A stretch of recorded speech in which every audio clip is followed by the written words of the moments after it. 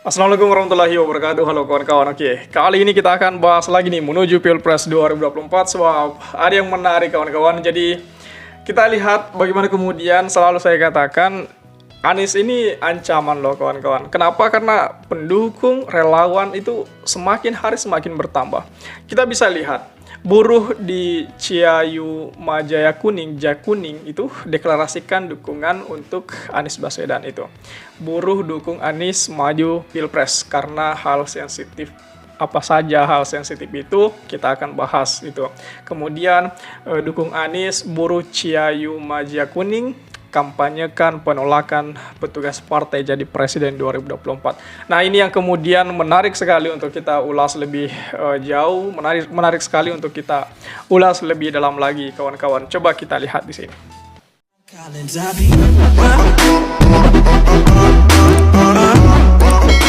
Ya, deklarasi dukungan disampaikan gerakan buruh yang berasal dari Cirebon, Indramayu, Majalengka, dan Kuningan itu atau disingkat Ciayu Majaya Jakuning itu.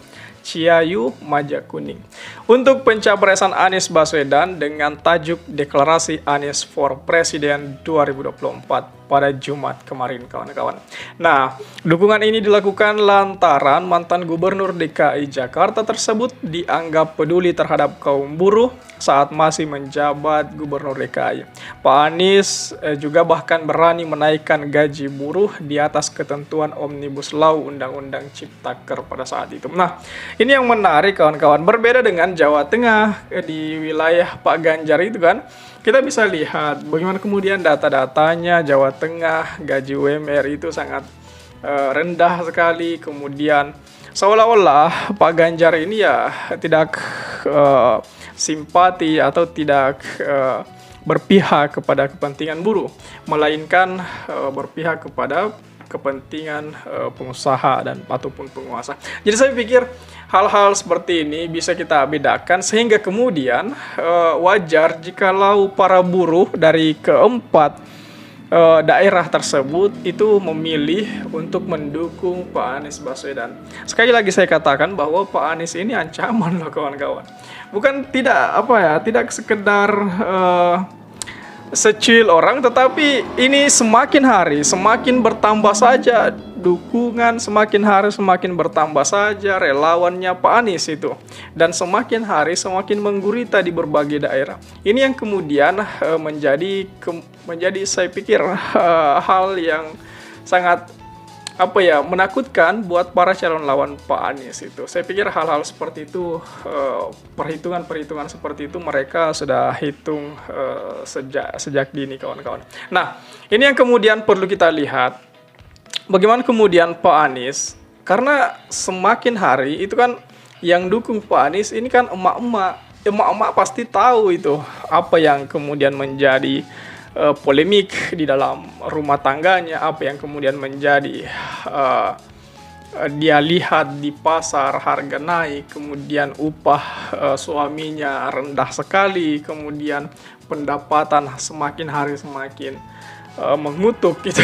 Jadi saya pikir hal-hal semacam itu yang kemudian menjadi dasar bagi emak-emak untuk mendukung Pak Anies. Karena rata-rata juga yang hadir di situ yang mendeklarasikan Pak Anies, kaum buruh ini rata-rata saya lihat itu perempuan. Bahkan ada yang mencatat itu 50% diantaranya adalah perempuan, emak-emak.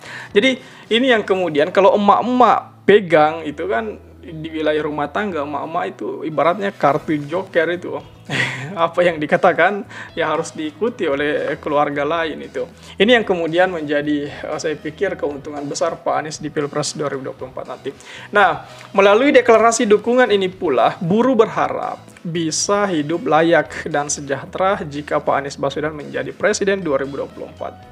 Katanya, kita dukung presiden yang berani mencabut Omnibus Law, cerdas dan bukan petugas partai. Itu yang kemudian yang harus digarisbawahi, bukan petugas partai.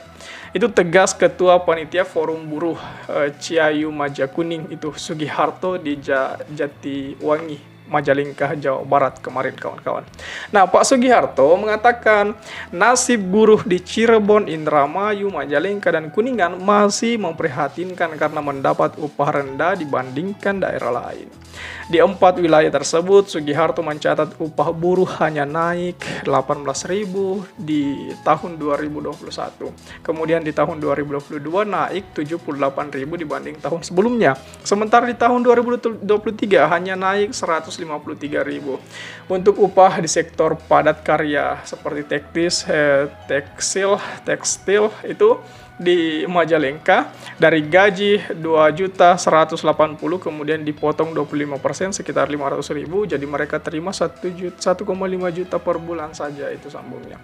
Nah, sementara itu Ketua Panitia Pelaksana Forum Ciayu Majakuning itu Mauludin itu mengutarakan ada 3 sikap buruh dalam upaya mendukung Pak Anies Rashid Baswedan. Pertama, dukungan capres tersebut dilakukan dalam rangka mewujudkan kerja layak, upah layak, dan hidup layak sesuai dengan amanat Konstitusi Undang-Undang Dasar 1945. Nah, kemudian yang kedua, dukungan tersebut diberikan karena Forum Buruh Ciayu Majakuning melihat kepemimpinan Pak Anies pro terhadap buruh. Kemudian yang ketiga, kami siap bekerja sama dengan tim sukses ataupun relawan pendukung Anies Baswedan untuk mengawal hasil perhitungan suara di TPS sampai ke KPU demi mengawal penyelenggaraan pemilu yang jujur, benar, dan adil. Seperti itu tandasnya, kawan-kawan.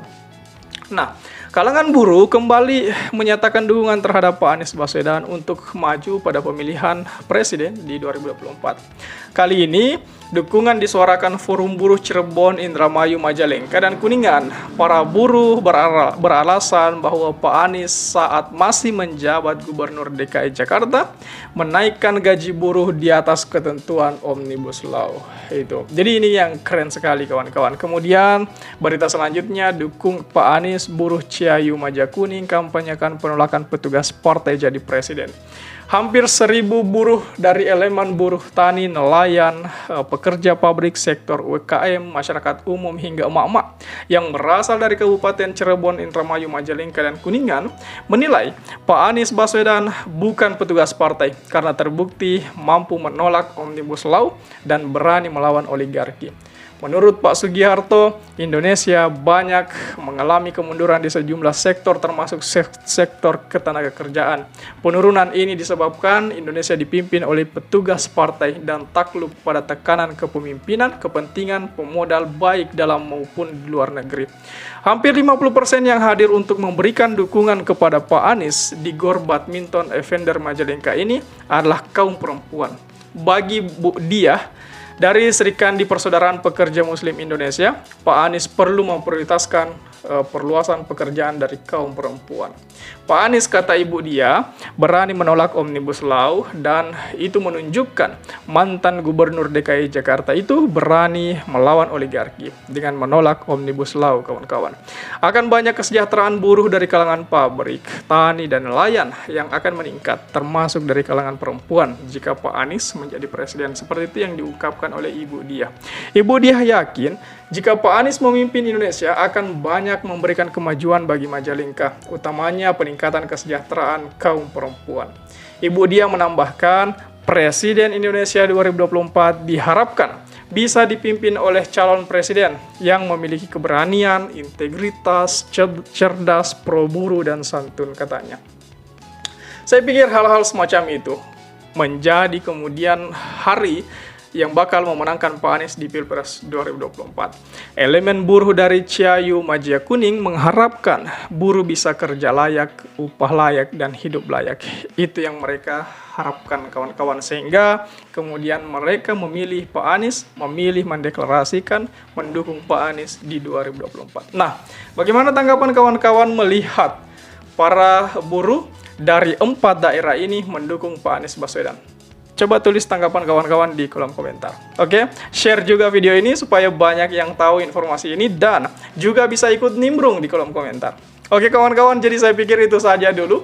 Terima kasih telah tiba di sini. Jangan lupa subscribe agar tidak ketinggalan pada video selanjutnya. Sekali lagi terima kasih dan wassalamualaikum warahmatullahi wabarakatuh.